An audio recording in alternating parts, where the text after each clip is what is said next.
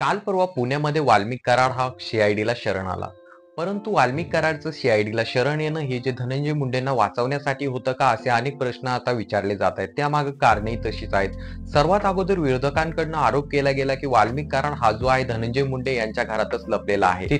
तिथून अनेक असे देखील आरोप करण्यात आले की वाल्मिक कराडला पुण्याच्या फार्म हाऊस वरती ठेवण्यात आले. तर अशा चर्चा होण्यामागची नेमकं कारण काय आहेत आपण पाहणार आहोत. परंतु तत्पूर्वी तुम्हाला विनंती असेल, चॅनलवर नवीन असाल तर चॅनलला नक्कीच सबस्क्राईब करा. वाल्मिक कराड शरण येण्यामागचं सर्वात पहिलं कारण असं सांगितलं जातं की वाल्मिक कराड भोवती सीआयडीनं आवळलेला फास. सर्वात अगोदर सीआयडीनं वाल्मिक कराडचं 6 महिन्याचं बँक स्टेटमेंट, 6 महिन्याची कॉल हिस्ट्री व त्यासोबत व्हॉट्सअपची 6 महिन्याची चॅट देखील काढली. आणि त्यानंतर सीआयडीनं चालू केली वाल्मिक कराडच्या निकटवर्तीयांची चौकशी. त्यामध्ये त्यांनी ज्या सर्व नवीन चेहरे असतील, जुने चेहरे असतील किंवा जी लोक गुप्तपणे त्याला सपोर्ट करत होती, सर्वांची चौकशी करायला सुरुवात केली. आणि त्यामुळे झालं असं की वाल्मिक कराडला दुसरी पत्नी देखील आहे, ही देखील माहिती समोर निघून आली. आणि निकटवर्तीयांची होत असलेली चौकशी आणि नवे जुने चेहरे समोर येत असलेले हे पाहून जे आहे वाल्मिक कराड शरण आल्याचं बोललं जातंय. वाल्मिक कराड शरण येण्यामागचं दुसरं कारण हत्येच्या गुन्ह्यामध्ये सह आरोपी होण्याची भीती. वाल्मिक कराड हा जेव्हापासून गायब झाला तेव्हापासून विरोधकांनी त्याच्यावरती आरोप करत पार धुरळाच उडविला.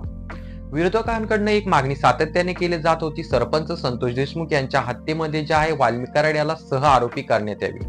परंतु आतापर्यंत अशी माहिती समोर निघून येत आहे की केज या ठिकाणी वाल्मिक कराड याच्यावरती फक्त खंडणीचा गुन्हा दाखल आहे आणि त्यासोबत सरपंच संतोष देशमुख यांच्या हत्येमध्ये त्यात हात असल्याचा कुठलाही पुरावा जो आहे सीआयडीला किंवा पोलिसांना मिळालेला नाहीये. आणि त्यामुळेच आपल्यावरती सरपंच संतोष देशमुख यांच्या हत्येचा गुन्हा दाखल होऊन आपल्याला सह आरोपी करण्यात येऊ नये ही भीती त्याला वाटू लागली. आणि त्यामुळे ज्या वाल्मिक कराड हा शरण आल्याचं बोललं जात आहे. आणि वाल्मिक कराड हा शरण येण्यामागचं सर्वात महत्वाचं आणि तिसरं कारण जे बोललं जात आहे ते म्हणजे धनंजय मुंडे यांच्या वाढत चाललेल्या अडचणी. जेव्हापासून वाल्मिक कराड हा गायब झाला तेव्हापासूनच धनंजय मुंडे यांच्यावरती आरोप केले जाऊ लागले की वाल्मिक कराड हा जो आहे धनंजय मुंडे यांच्या घरामध्ये लपून बसलेला आहे. त्यासोबत बीडमध्ये जी गुन्हेगारी वाढत चाललेली आहे या सर्वांचे आका जे आहे धनंजय मुंडेच आहेत असे देखील विरोधकांकडून आरोप केले जाऊ लागले. आणि त्यासोबत धनंजय मुंडे यांनी लवकरात लवकर राजीनामा द्यावा अशी देखील मागणी जी आहे विरोधकांकडून होऊ लागली. धनंजय मुंडे यांच्या वाढत चाललेल्या या अडचणींमुळे जे आहे वाल्मिक कराड हा जो आहे अटक झाला आहे किंवा पोलिसांना शरण आलाय असे तर्क देखील लावले जात आहेत. तर मित्रांनो, हे 3 कारण वाल्मिक कराड याच्या अटक होण्यामागे जे आहे सध्या चर्चांमध्ये आहेत.